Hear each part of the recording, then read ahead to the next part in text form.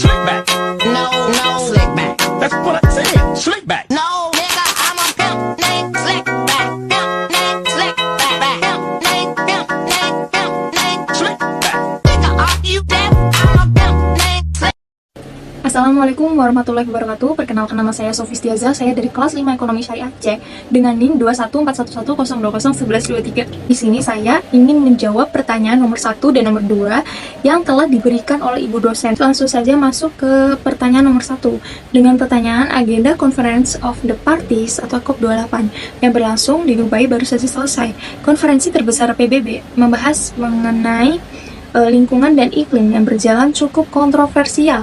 Yang salah satunya excuse yang sering dilemparkan terkait aksi iklim dan dampak ekonomi.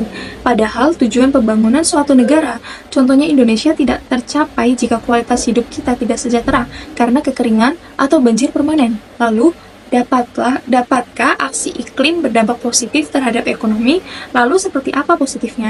Izin menjawab, jadi aksi iklim itu dapat berdampak positif terhadap ekonomi. Nah, Indonesia itu telah memaparkan kemajuan aksi iklim dan upaya pengurangan emisi gas rumah kaca pada konferensi para pihak atau COP28 melalui implementasi komitmen iklim seperti Nationally Determined Contribution atau NDC pada beberapa sektor untuk mitigasi pengurangan emisi. Nah, Indonesia itu dapat merasakan dampak positifnya, misalnya pengembangan energi terbarukan dan praktik ramah lingkungan. Itu dapat menciptakan lapangan kerja baru dan mengurangi emisi gas rumah kaca.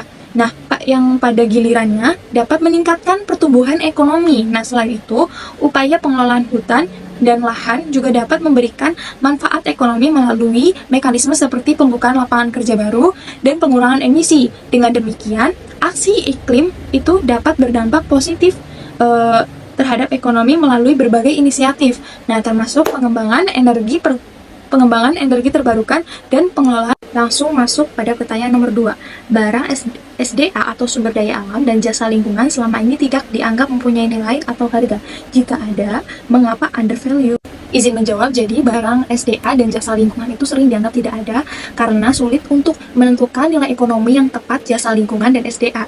Jasa lingkungan seperti perlindungan tata air, pengendalian erosi, dan keindahan alam sulit diukur secara langsung dalam bentuk uang. Nah, begitu juga dengan SDA yang sulit diukur secara tepat dengan nilai SDA dan dapat berubah seiring waktu dan kondisi lingkungan yang berubah. Nah, selain itu, kurangnya kesadaran akan pentingnya jasa lingkungan dan SDA juga dapat menyebabkan undervalue. Namun, dengan adanya upaya seperti pembayaran jasa lingkungan atau PES, pengelolaan SDA yang berkelanjutan, diharapkan nilai ekonomi dan jasa lingkungan dan SDA itu dapat diakui dan ditingkatkan. Mungkin seperti itu ya Bu jawaban dari saya, kurang lebihnya mohon maaf. Selanjutnya akan disampaikan oleh teman saya. Selanjutnya, di sini kita akan membahas poin nomor 3 terkait isu pencemaran di daerah Teluk Weda yang tepatnya berada di Maluku Utara. Sebagai ekosistem yang beragam dan penting secara ekologis saat ini menghadapi masalah pencemaran lingkungan yang dapat mencakup pencemaran air, tanah, dan udara. Beberapa kemungkinan penyebab pencemaran melibatkan aktivitas industri, pertanian, dan domestik. Pencemaran air dari limbah industri atau pertanian dapat merugikan kehidupan laut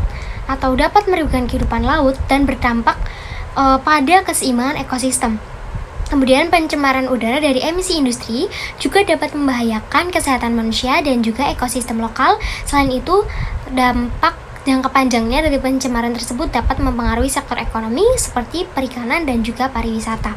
Kemudian di sini juga kita akan menjelaskan terkait dalam menanggapi isu pencemaran lingkungan di Teluk Weda perlu dilakukan serangkaian langkah-langkah yang holistik, termasuk yang pertama ada identifikasi sumber pencemaran, yang kedua regulasi dan pengawasan, yang ketiga edukasi dan kesadaran masyarakat, serta poin keempat ada pembersihan dan restorasi. Kemudian selanjutnya ada juga pendekatan melalui metode ekonomi yang relevan. Dalam hal ini konteks ekonomi sumber daya alam dalam kasus Teluk Weda melibatkan metode hedonik, metode biaya penggantian, metode kontingensi, dan juga metode pendekatan nilai ekosistem total atau TIV. Untuk yang nomor keempat, kita akan membahas terkait perbedaan dan perbandingan antara Undang-Undang Nomor 32 Tahun 2009 tentang perlindungan dan pengelolaan lingkungan hidup dengan Undang-Undang Nomor 11 Tahun 2020 tentang Cipta Kerja. Jadi, perbedaan antara Undang-Undang Nomor 32 Tahun 2009 dan juga Undang-Undang Nomor 11 Tahun 2020 antara ruang lingkup dan ketentuan, Undang-Undang Nomor 32 Tahun 2009 lebih fokus pada perlindungan dan pengelolaan lingkungan hidup dengan menetapkan norma dan standar untuk kegiatan yang berpotensi merusak lingkungan. Lalu, Undang-Undang Nomor 11 Tahun 2020 atau Cipta Kerja berfokus pada upaya mempermudah investasi dan pembangunan ekonomi, termasuk upaya pemangkasan regulasi yang dianggap menghambat pertumbuhan ekonomi. Kemudian, tentang perizinan dan perizinan lingkungan. Undang-Undang Nomor 32 Tahun 2009 menekankan pentingnya perizinan lingkungan sebagai mekanisme pengendalian terhadap kegiatan yang berdampak pada lingkungan. Sementara Undang-Undang Nomor 11 Tahun 2020 mencoba menyederhanakan proses perizinan untuk meningkatkan daya saing investasi, termasuk beberapa perubahan terkait perizinan lingkungan.